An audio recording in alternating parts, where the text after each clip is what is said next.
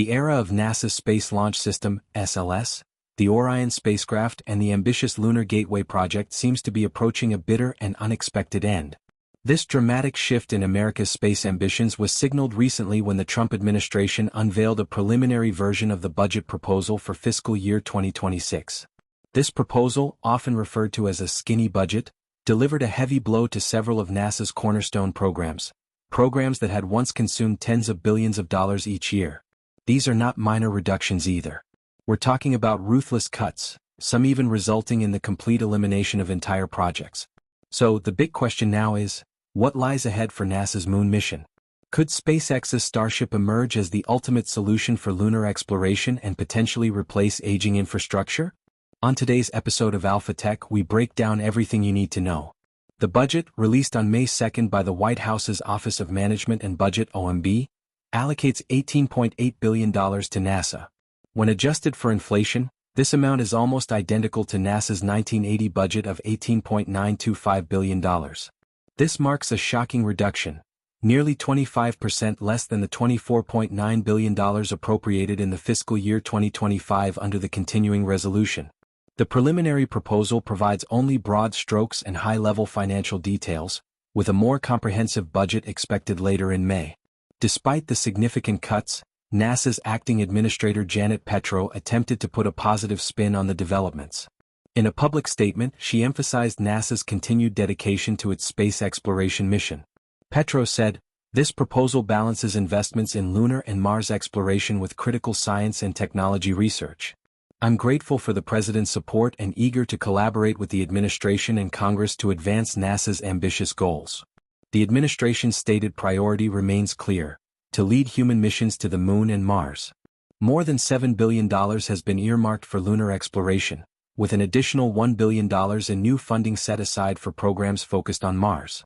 According to an accompanying fact sheet, one of the key objectives behind this budget restructuring is to refocus NASA's funding on staying ahead of China in the new lunar race and on putting the first human on Mars.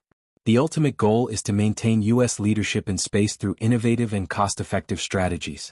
However, there's a catch. While the budget highlights funding for flagship missions to the Moon and Mars, it also introduces drastic cuts to many programs falling under the broader Moon to Mars and science initiatives. These cuts will have significant implications not only for NASA's long-term vision but also for international collaborations and the global perception of U.S. space leadership. Let's take a closer look at how the funds are being allocated. The proposed budget introduces an additional $647 million aimed specifically at Mars-focused human space exploration. A major part of this funding will go toward reviving the Mars Sample Return (MSR) mission, which has undergone a massive strategic overhaul. Initially, the MSR was designed as a robotic campaign involving multiple components: an orbiter, a lander, several sample retrieval helicopters, and an ascent vehicle, all developed jointly by NASA and the European Space Agency (ESA). However, due to escalating costs and lack of progress, this plan has now been scrapped. Instead, the sample return mission will now become the responsibility of future crewed missions planned for the 2030s. This marks a significant departure from earlier NASA policy and is largely driven by financial limitations and logistical setbacks. The robotic sample return, once hailed as a groundbreaking milestone, had become bogged down in delays and skyrocketing costs. Transitioning this responsibility to future astronauts is seen as a cost-cutting move, albeit one that pushes the timeline much further into the future. Another key casualty of the new budget is the Artemis program, which had been touted as NASA's roadmap to return humans to the Moon and eventually serve as a stepping stone for Mars missions. Under the proposed budget, Artemis is facing major restructuring and an $879 million reduction to its legacy human exploration systems. Most notably, the budget proposes to retire the Space Launch System and the Orion spacecraft after the Artemis III mission. This is a significant shift considering NASA's original plans. As recently as 2016, NASA envisioned using the SLS to launch critical components of the Lunar Gateway, a small space station orbiting the Moon, and to enable reusable lunar landers. The idea was to use SLS and Orion to ferry astronauts to the Gateway by 2028, with subsequent missions delivering them to the Moon's surface. However, these plans began to shift dramatically in 2019 when then Vice President Mike Pence called for an accelerated timeline. NASA was subsequently ordered to return astronauts to the Moon by 2024. That change in schedule led to the deprioritization of the Gateway. Instead, SpaceX was awarded a contract to launch core elements of the station, such as the Power and Propulsion Element (PPE) and the Habitation and Logistics Outpost (HALO), using the Falcon Heavy. The original mission timeline aimed for a 2024 launch but has now slipped to 2027, just months ahead of the planned Artemis III mission. As a result, NASA was compelled to explore alternatives, eventually awarding SpaceX a contract for the Human Landing System (HLS), using its next-generation Starship vehicle. Despite these changes, the Gateway remained a critical part of the Artemis architecture. The International Habitation Module (IHAB), a joint project with European partners, was scheduled for delivery to the Gateway in 2028 via SLS. Following the successful setup, NASA planned to launch one lunar mission per year. But now, even that plan is in jeopardy. The new budget proposal could spell the end of the SLS, Orion, and Gateway programs entirely after 2027. According to internal reports, the SLS alone costs around $4 billion per launch and is approximately 140% over budget. Faced with such staggering costs, the new budget includes funding for a program aimed at replacing SLS and Orion with more cost-effective commercial alternatives. These alternatives are expected to support more ambitious and frequent lunar missions, aligning with the broader strategy of leveraging private sector innovation. One of the most controversial aspects of the proposed budget is its call to terminate the Lunar Gateway itself. Developed in collaboration with international partners, the Gateway was envisioned as a stepping stone for future deep space missions.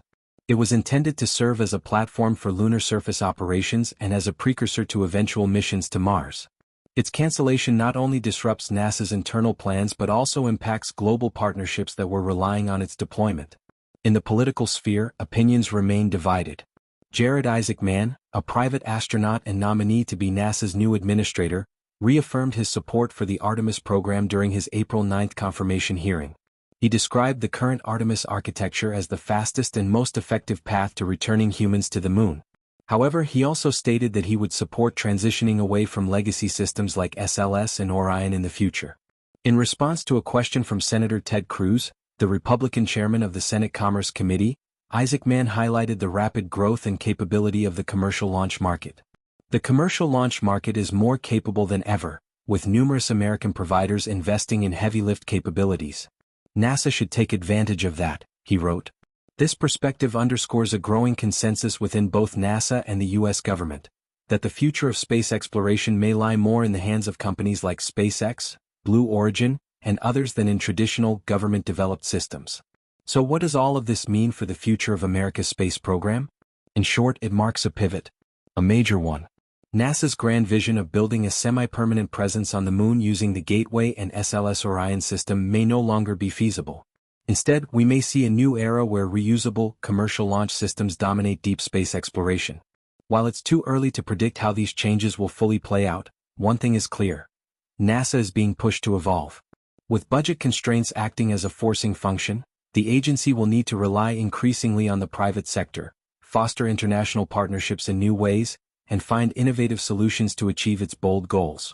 The dream of walking on the Moon and stepping on Mars is far from over, but the path forward is changing dramatically. It's a transformation that could ultimately accelerate progress, or if not carefully managed, could stall it for years to come. The coming months and the release of the full budget in May will shed more light on what the future holds for American space exploration. The budget, released on May 2 by the White House's Office of Management and Budget, often referred to as the OMB, marked a major turning point for NASA. The new proposal allocates just $18.8 billion to the space agency. At first glance, that might not sound too bad, until you factor in inflation. Once you adjust for the value of money over time, that figure is virtually identical to NASA's budget back in 1980. Yes, more than 4 decades ago.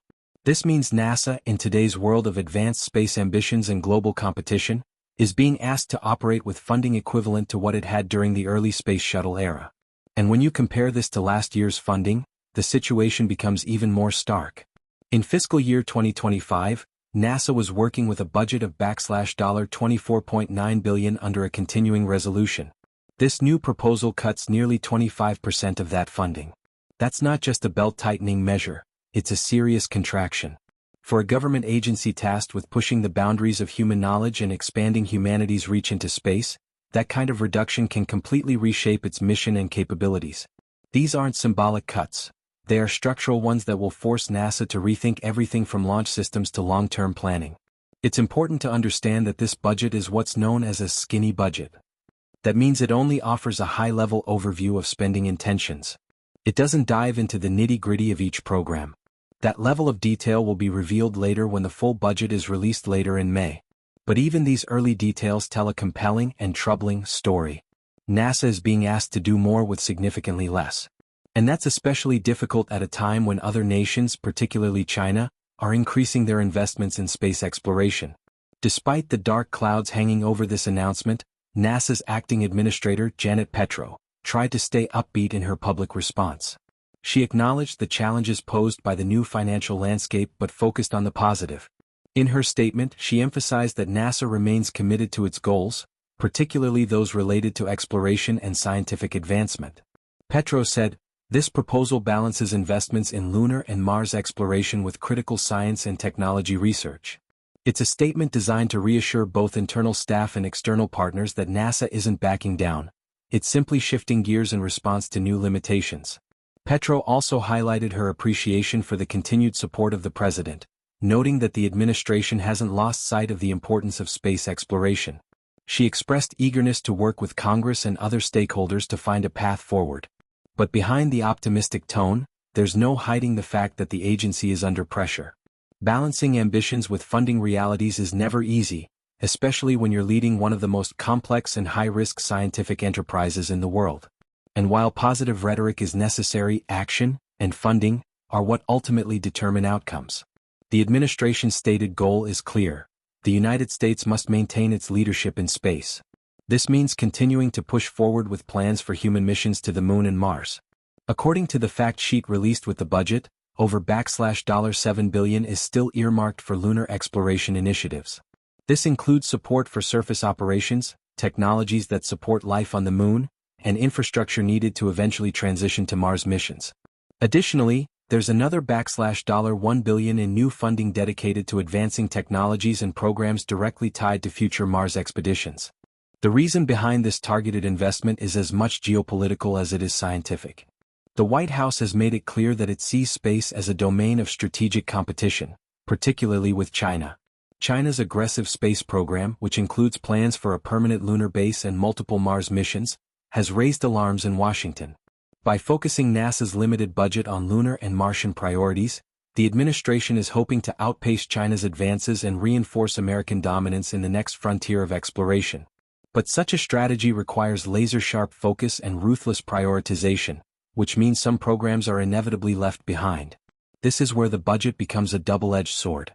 While it claims to support America's ambitions to lead in deep space, it does so by cutting or eliminating other critical projects. Many programs that fall under NASA's broader Moon to Mars initiative, and even some under the agency's scientific research umbrella, are now facing reductions. These aren't just hypothetical losses. They translate into real delays, cancellations, and missed opportunities.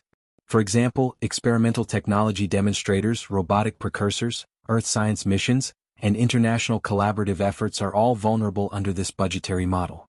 These cuts don't just affect timelines and hardware, they have ripple effects throughout the entire space ecosystem.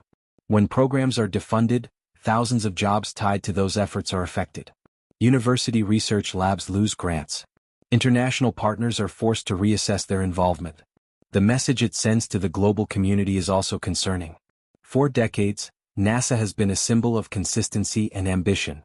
Budget cuts and shifting priorities could erode that perception, making other countries hesitant to rely on NASA for future collaborations, particularly when it comes to long-duration missions that require years of planning and development. Let's dig deeper into where some of this money is actually going. The budget adds a new line item of $647 million specifically for Mars-focused human exploration. This funding will be used to revive the Mars Sample Return mission, a program that has gone through significant challenges over the years. Originally, the mission was conceived as a complex robotic campaign. The plan was to send a lander to Mars, collect samples using helicopters, place them in an ascent vehicle, and transfer them to an orbiter that would return them to Earth. This ambitious collaboration between NASA and the European Space Agency was seen as a landmark effort.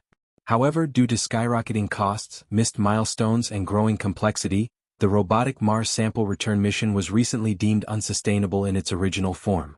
Instead, NASA is now shifting its strategy. The new plan is to push the sample retrieval responsibility to future human missions to Mars, currently projected for the 2030s. That means astronauts, not robots, will be tasked with collecting and returning the samples. While this may save money in the short term, it significantly delays the scientific payoff. What was once expected to be a historic robotic first is now being postponed indefinitely, making some scientists question whether it will happen at all. This is just one example of how budget constraints are forcing strategic pivots. The delays and restructuring of Mars sample return echo a broader trend across the agency. Grand visions are being scaled back in favor of affordability. The Artemis program, NASA's flagship lunar initiative, is another major victim of this shift. Once promoted as America's pathway to establishing a sustainable human presence on the Moon, Artemis is now facing an $879 million budget cut. Even more notably, the proposal recommends retiring both the Space Launch System and the Orion spacecraft after Artemis III, a dramatic departure from NASA's long-term planning. The SLS and Orion were supposed to be the backbone of Artemis missions. Developed at enormous cost and over many years, these systems were designed to ferry astronauts beyond low Earth orbit, with the SLS providing the lift capacity and Orion serving as the crew capsule. They were meant to launch astronauts to the Lunar Gateway, a small space station planned to orbit the Moon, and support recurring missions to the lunar surface. However, with Artemis timelines slipping and costs continuing to rise, the budget has now flagged these programs as too expensive to maintain. Their future is uncertain beyond the third Artemis mission. This represents a huge reversal. Back in 2016, NASA planned to rely on the SLS to launch components of the Lunar Gateway and support lunar landers. Those plans were accelerated in 2019 when Vice President Mike Pence called for boots on the Moon by 2024. That shift deprioritized the Gateway, and NASA awarded SpaceX a contract to deliver the Gateway's core elements using Falcon Heavy instead of SLS. Over time, SpaceX also won the contract for the Human Landing System, using its fully reusable Starship vehicle. With timelines slipping and costs ballooning, NASA began transitioning its reliance away from legacy systems. And now that transition seems to be official. Even so, the Gateway wasn't completely shelved. Its International Habitation Module IHAB, developed with European partners, was still scheduled for launch via SLS in 2028.